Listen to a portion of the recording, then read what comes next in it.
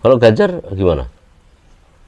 Ya kan kepopuler dia. Populer. Tapi kan udah diceritain itu kepopulernya artificial lah. Artificial. Ya. Karena sosmed. Jadi kan pedoy kalau dulu dipoles oleh media massa gitu. Kalau sekarang. Jadi artinya dia swing voter saja pendukungnya. Kalau konstruksi pemikirannya seperti yang jenengan jelaskan tadi.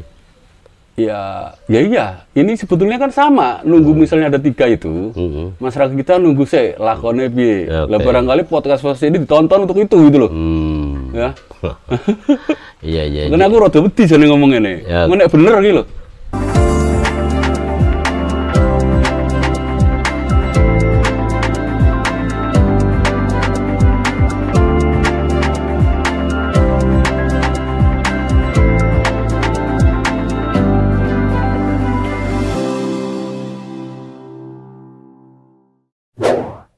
Sobat, jumpa lagi dengan saya Gazebo NHS Nur Hidayat Sardini. Tentu saja saya kedatangan tamu istimewa.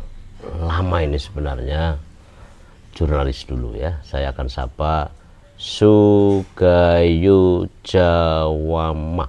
Ya. Masih nama itu ya? Baik, betul Bung NHS. Iya. Apa itu ya Sugama? Kok namanya agak Sugajama. asing ya, agak eksklusif gitu. Iya. Gimana ceritanya nama itu? Sebetulnya itu nama otak-atik gatuk kalau orang Jawa itu. Jadi apa? Wong Jawa itu kan seneng apa gatuk-gatuk ya. Gaduh. Itu jadi filosofinya bagus sih daripada mencerai-beraikan kan.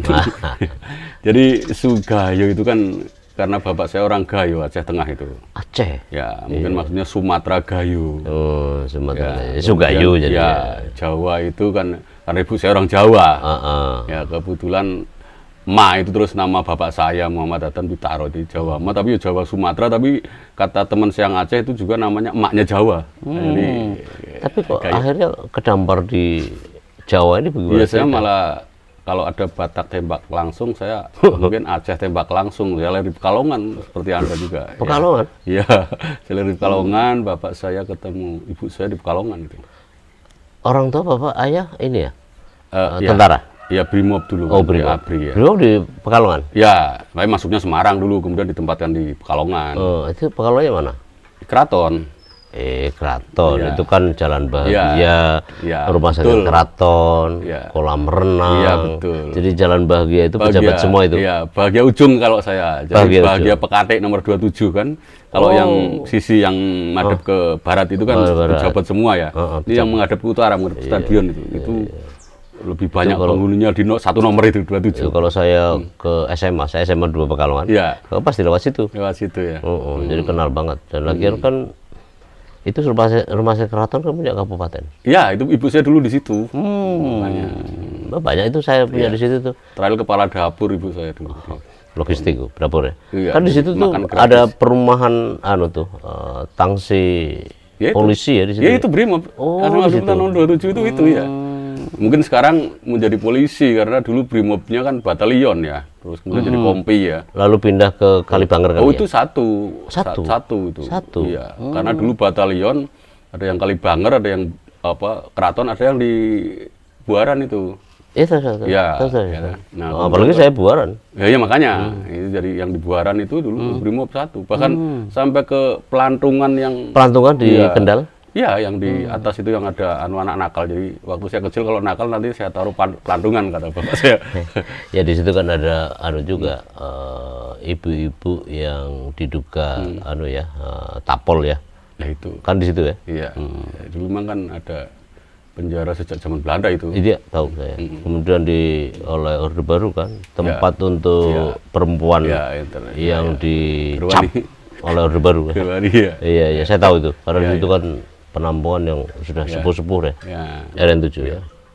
Oke, Mas Gayu, aku pengen ngobrol ini soal Jawa Tengah ini. Ini Jawa Tengah ini kan orang bilang kalau Semarang, Jawa Tengah itu kan kunci.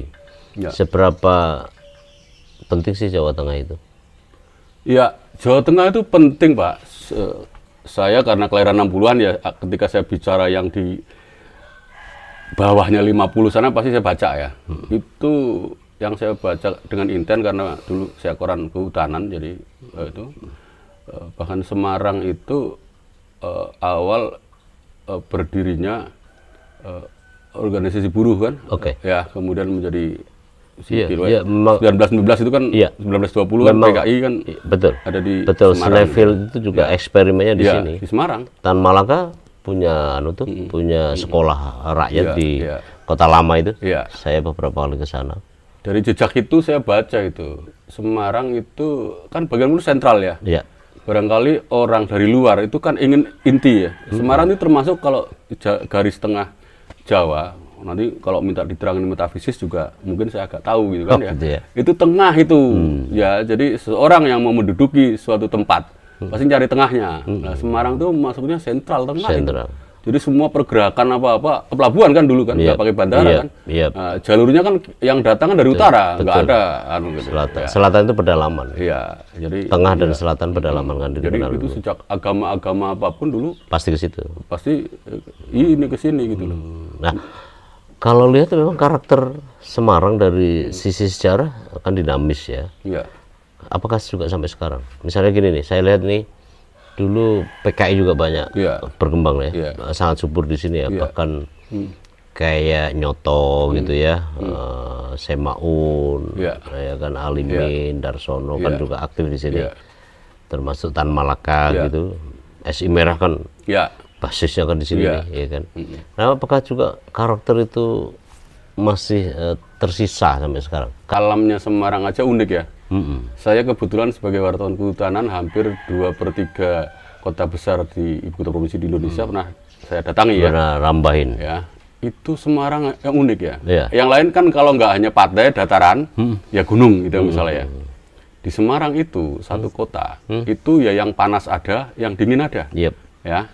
Terus kemudian yang banyak nyamuk ada, yang tidak ada, yang banjir ada, yang anu ada itu. Di satu kota. Ya, Surabaya tidak, itu datar, Medan datar, Jakarta datar, kalau mau ke puncak jauh. Semarang nggak usah naik ke Serondol dulu ya, itu udah dingin itu. Ya, nah karakter unik inilah yang kemudian kalau kita baca dengan metafisis itu kan angin ya. Jadi apa namanya, gerakan ide dan sebagainya itu kan kayak angin sebetulnya. Ya, sama apa penggerak semangat dinamika itu kan ya angin itu ya. Lah kalau angin dari laut banter bentur munggah balik itu kan ini yang di Semarang kan. Ya kalau dari Jakarta atau apa mungkin angin dari laut sapu misalnya ke masuk ya sudah nanti ada balik lagi ya. Oh di Semarang berputar-putar dulu itu angin itu ya. Barangkali itu kemudian tadi kalau pertanyaannya semua penting kemudian akhirnya ke titik Bung Karno itu kan titik penyederhanaan yang ingatan ya. Ingatan Bung Karno adalah barangkali kan 70 tahun yang lewat lalu ya, mulai beliau muda, kalau lebih tua lagi kan 1920 yang ada dinamika sosial politik itu. Nah, di sini karakter orang Semarang cerdas rakyatnya. Ya, gosek tante di sini jagoan sopo. Itu mungkin kalimat sederhananya. Ya. Jadi bukan bodoh loh. Kemarin saya terkesan dengan terminologi istilah Anda ketika ada diskusi kemarin oleh apa namanya? Ke Bangpol Semarang ya. Ini anut grubyuk pemilih ini kan. Ya. Kesannya kalau pakai anut grubyuk kan orang bodoh ya. Bukan sebetulnya. Ya. Ini orang pinter gitu loh. Sik tak anteni sing menang sik sopo. Karena sadar dirinya ada di situ. Nek kowe jagoan mesti sing muncul kuwi. Nah, nek ora wani tak menang gitu. Ya, tapi bukan yang menang itu bukan bodoh. Ya memang ora wani. Karena dia juga tahu diri. Nek ngelawan aku ya kalah. Gitu loh. Ngitung ya. Barangkali yang bisa dibaca dari peta sosiologis apa istilah yang paling tepat itu deretnya atau apanya itu ya apa kalau kayak grafik gitu ya. Grafik waktu itu Bung Karno kan betul-betul menonjol mumpuni ya. Dan kemudian Bung Karno itu moderat ya. Kita bagaimanapun Islam juga Semarang Islam kuat, ada Pandanaran ya, wali. Terus tokoh dulu Hindu ada apa udah kuat. Kejawen ya. Kejawennya kuat batin. Itu kan puncak-puncak ekstrimnya kan punya pengikut itu. Ya. Punya rakyat, punya pendukung fanatik gitu. Nah, Bung Karno adalah moderasi itu gitu sebenarnya waktu itu ya. Moderasi dua-duanya karena Bung Karno juga kelihatannya rileks abangan tapi dia just ngerti tentang agama dalam gitu kan. Ya, jadi dia moderasinya ada di situ. Nah, dari ketokohan itu kan mencari pengganti sulit. Sehingga mungkin baru ada penurunan itu, penurunan mutu. Nek ora kayak Bung Karno ya sing paling ora diki. Sehingga anginnya kena anginnya gampang hilang juga itu kalau yang nggak kuat gitu. Kalau Bung Karno saya kira sampai kapanpun angin untuk dibicarakan masih masih tahan angin gitu. Masih aktual. Iya, masih aktual gitu. Walaupun barang klasik gitu ya. Iya, iya. Saya kira intinya di sana. Jadi nunggu gitu loh. Lah, sekarang barangkali loh ya, ini dipoles dengan pencitraan gitu loh. Bahwa secara angin cepat hilang gitu. Iya, iya. Saya kira kalau pemimpin berpencitraan nggak berarti kan angin aja ada tadi. Angin-anginan malah kan. Lah ya makanya. Makanya kalau pakai bahasa angin dia kesapu anginnya gampang kan. Kalau pencitraan polesan kayak barusan kita didandani posisinya sudut. Tapi kalau yang betul-betul sosok yang bermutu tinggi mau dipotret dari sudut manapun kan. Ya, kalau kayak kelas saya barangkali angelnya kalau barangkali kayak saya mungkin hanya satu sudut atau mungkin setitik sudut kemudian di kameranya yang dimodifikasi barangkali. Jadi kalau tokoh yang sejati mau potret nganggo kamera bodol dari sudut manapun baik kan gitu. Saya setuju ya karena diam-diam sebenarnya mau disebut basis nasionalis di Semarang, Jawa Tengah lah pada umumnya enggak juga sebenarnya. Kalau secara aktual misalnya kita perubahan yang signifikan migrasi antara pendukung Bung Karno saat berjaya kayak gitu ya. Lalu Bung Karno jatuh gitu ya. Lalu Orde Baru muncul, orang-orang ini ya masuk juga ke Golkar, iya kan? Golkar runtuh, masuk juga ke itu kecerdasannya, PDIP, adaptable, dan ditambah pemaaf. Iya. Masyarakat Grace Road kan pemaaf gitu. Pemaaf, ya. Pemaklum gitu loh, bukan pemaaf bahasa mungkin terlalu itu pemaklum. Ya itu permakluman ya. Jadi enggak ada yang salah dengan proses itu. Ya kalau mau diambil tanda-tanda alam daripada perang ya sudahlah itu buruk itu. Iya. Itu buruk itu. Ya, karakternya begitu. Ya harusnya karakter kuat ya, ideologi kuat, nggak usah bertengkar tapi punya prinsip. Tapi kalau seakan-akan istilah umumnya bunglon ya daripada cakar-cakaran. Itu kan sama aja kan. Mau dibilang apa nyatanya waktu Pak SBY nyalon di periode pertama. Bu Mega kan masih kuat loh. Karena taruh 99 sampai 2004. Iya, sekali hilang tuh. Iya, hilang juga kan? Hilang tuh, akan sapu angin tuh. Sapu angin juga, itu tadi ya. Lalu habis itu kan 2 kali kan? 2004 kita masih ingat lah. Saya ketua Panwaslu, jenengan masih Mapilu. Jadi Mapilu itu, Mapilu pemantau pemilu, tapi berbasis media wartawan ya. Masyarakat dan pers pemantau pemilu itu unit pemerhati politiknya PBI. Ya itu tadi. Begitu SBY masuk, nyatanya PDIP kalah, Mega juga kalah kan? Iya kan? Habis itu kan 2 kali tuh. Sekarang Jokowi 2 kali kan? Artinya sebenarnya ini filosofis tadi itu tentang angin. Saya kira bukan. Jadi ada siklus setiap 10 tahun pasti ada pergantian. Saya malah udah ngitung untuk Nusantara ini siklus 30 tahun. Jadi gini, kita kecil kan sama ya di Pekalongan ya. Pernah nggak main yang pecahan? Kalau saya dulu nggak kalau Wengkar, kalau di sini namanya apa tuh? Pecahan genting itu, ditumpuk ya. Kemudian kita tendang atau kita lempar, kemudian kita ngumpet toh. Itu roh umpet dulu. Ya, kemudian dicari kan, tumpuk lagi.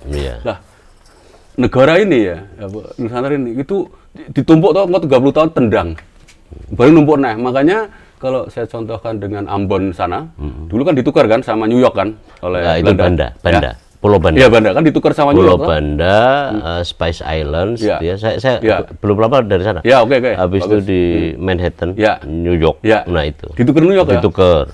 Kan dulu kan di sini diambil Portugis, betapa lebih bergerak. New York belum ada apa-apanya kan, karang kan. Tapi dia punya Belanda kan.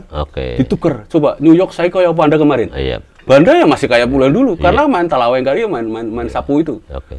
Jadi kembali ke soal tadi berarti memang enggak ada yang pasti ya. Jadi tetap saya menghitung 10 tahunan. Iya kan? 10 tahun jadi besarnya itu 30 tahun tadi siklusnya. Bung Karno. Orde Baru Soeharto. Lalu Megawati PDIP gitu ya. Iya kan? Bisa jadi tersapu juga sekarang. Saya hitung dari 45 ke 65 20. Ya. Terus itu lokal kita sebelumnya 42 dihajar oleh Jepang. Ya, itu Belanda tahun 30, mau 20 gitu. Kan ini, mulai 1870, kita itu ketika Belandanya bukan VOC ya, Belandanya yang negara ya. Kolonial. Ya, itu 1870 ini kita puncak kejayaan. Amerika belum kayak gini. Belum apa-apa. Ya, ini waktu itu 1870 kita ada mulai bangun rel kereta, mulai kapal ini dan setelah Daniels.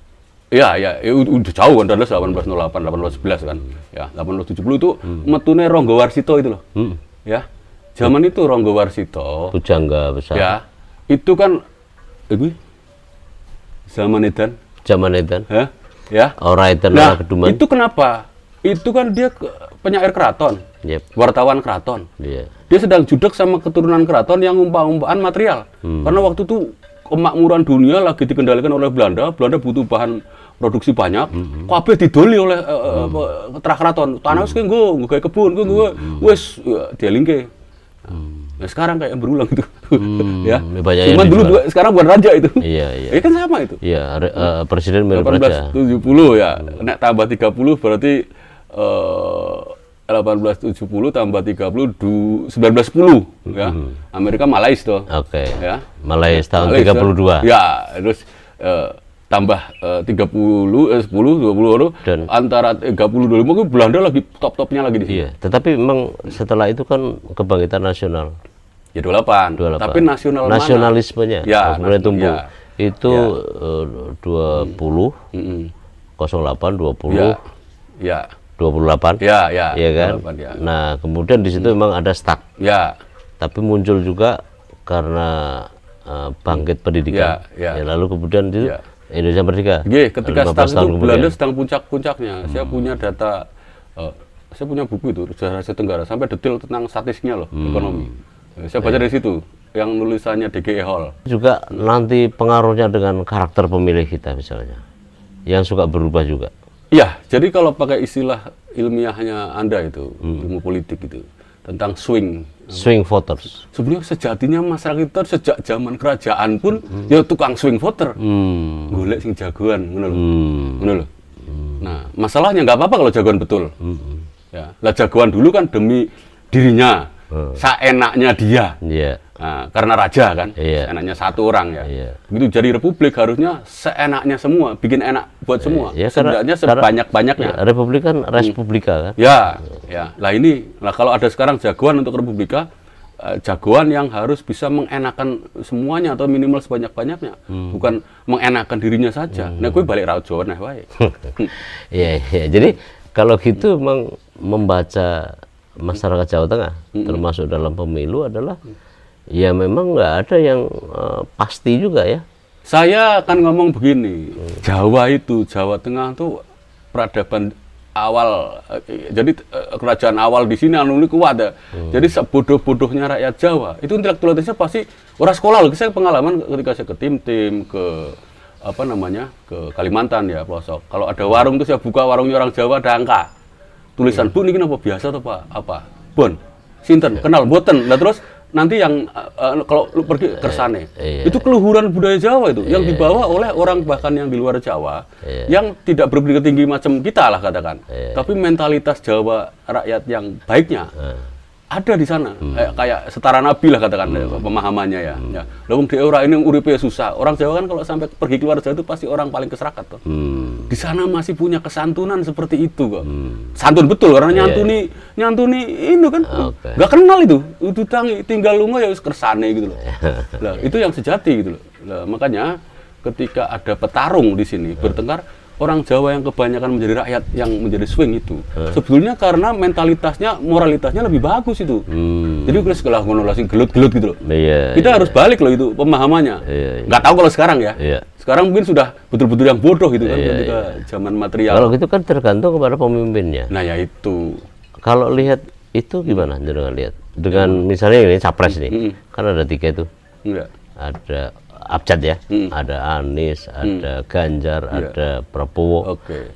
Dalam konstruksi seperti yang jangan gambarkan tadi, bagaimana itu? Jadi Yang swing voters tadi. Saya hapus dulu kerajaan. Belanda sebelumnya kan hanya kebobulenya kerajaan Mataram ya. Iya. Bung Karno katakan ideal ya, sosok pertama. Nah, baru katakan turun 5%, turun 5%. Misalnya, ya kalau 5%, yang awal turun 5%, yang ini kalau anunya perkalian, kan bisa turunnya 15% atau telu ya. Nah, yang saya dapatkan, yang sekarang itu ya jadi hanya satunya aja, pesonanya aja, yang sekarang ya. Yang sekarang lah, kalau sebelum mau ke yang ketiga, yang calon ya. Yang ketiga calon itu, ya yang lebih tua, ini kurang aku promosikan ya. Paling enggak yang lebih tua secara umur biologis itu, kalaupun kita pakai ukuran yang sama dari gradasi itu, penurunan kadar itu, ya mestinya ini ketulung oleh jumlah umur biologis, ya dari yang Anda sebutkan tadi itu, ya. Kalau Ganjar gimana? Ya kan kepopuler dia. Populer. Tapi kan udah diceritain itu kepopulernya artificial lah. Artificial, ya, karena sosmed. Iya barangkali itu kan. Jadi kan berdoa kalau dulu dipoles oleh media massa gitu. Kalau sekarang. Jadi artinya dia swing voter saja pendukungnya. Kalau konstruksi pemikirannya seperti yang dengan jelaskan tadi. Ya iya. Ini sebetulnya kan sama. Nunggu misalnya ada 3 itu, masyarakat kita nunggu lakone piye. Lah barangkali podcast ini ditonton untuk itu gitu loh. Ya. Iya. Karena aku rada wedi jane ngomong ngene. Nek bener iki lho. Saya punya kalimat itu kemarin. Kalau gitu gini Mas Gayo. Kalau jenengan akhirnya membaca masyarakat pemilih di Jawa Tengah gimana? Ya, tadi saya cerita itu tentang alur kepemimpinan dan sejarah dan potret yang bisa saya, ini potret pribadi belum tentu benar juga ya. Itu saya ambil dari Jawa Tengah. Sebetulnya frame-nya adalah frame roh kerajaan. Yang masih gitu loh. Lah Jawa Tengah itu tadi yang sudah katakan mungkin belum tuntas. Ya sentral daripada semua kerajaan di Jawa, dan kerajaan di Jawa adalah kemudian ditiru oleh diikuti oleh kerajaan di Nusantara. Nah itu belum berubah cara pandangnya. Nah, Semarang saya katakan tadi dengan contoh yang sangat dekat bersentuhan dengan multi kebangsaan ya, multinasional ya. Ya, kota ini dari pintu gerbang ya. Kalau kerjaan kan di dalam. Kita aja rumah kita kan biasanya kalau bosnya kan paling dalam toh. Ya, tapi yang paling mukanya adalah Semarang ini. Dengan seperti itu, dengan karakter seperti itu, rupanya belum berubah. Ya, makanya dari dulu sejak saya kuliah pun para dosen suka ngomong sumbu pendek Semarang, Jawa Tengah sentral Jawa Tengah tenang, yang lain ikut tenang dan sebagainya kan. Ya, itu ternyata masih di ini gitu loh. Ya, padahal itu kan cara pandang kerajaan. Ya. Padahal ini res publica gitu loh. Nah, itu yang mau saya. Kalau kita tarik di urusan pemilu gimana? Dari pencalonan seorang presiden gitu atau konstelasi Pilpres gitu ya, bagaimana itu aktualisasinya apa? Misalnya karena Ganjar dari Jawa Tengah, ya misalnya. Itu nggak relevan itu, karena Ganjar juga didatangkan kan. Kalau Ganjar betul-betul dulu lahir katakan pernah jadi bupati di mana, di Demak misalnya, atau bupati di Sukoharjo, kemudian orang situ ya, dipilih mungkin dia sosok terkemuka di situ, kemudian naik lagi ke Semarang. Kemudian dibicarakan nih tadi relevan, garis berangkatnya saya menyimpulkan itu relevan. Kalau mau dipotret nih Ganjar juga datangan dari Jakarta kan, walaupun dia orang katanya dulu kecilnya di Tawangmangu kan, ya Karanganyar. Ya Karanganyar kan, ya jadi itu untuk potret ini jadi sama itu tiga-tiganya. Anies bahkan lebih dari Jogja kan, ya Anies dari Jogja. Terus yang Pak Prabowo lebih multinasional, malah yang orang tahu dari pernah di Inggris, pernah lebih punya akar elitis yang lebih kental malah ya. Jadi saya kira angel motretnya, yang akar asli ini Jawa Tengah atau akar rumput lokal. Dulu kan ketika popularitas Jokowi kan karena masyarakat memandangnya itu tuh. Memandangnya dikira Jokowi, ya memang betul Jokowi secara ragawi itu kan memang orang dari pedalaman Solo kan. Orang rakyat biasa. Iya kan. Nah ini nggak ada yang sekarang. Jadi istilah CSIS itu pemimpin yang sederhana dan merakyat. Walaupun kebijakannya ya bisa didiskusikan sih ya.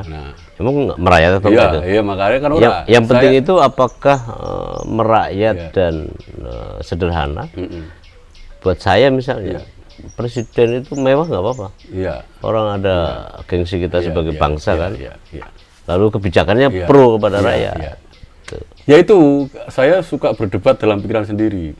Ki anak wong sugih sisan wis kulino sugih dan dia punya dharma ingin menyenangkan rakyat.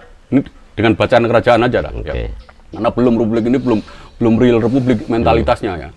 Ya, mendingan sing sugih, kemudian dia tahu punya saya mau mengabdi ke rakyat ya kan. Misalnya kita bisa nagih gitu kan.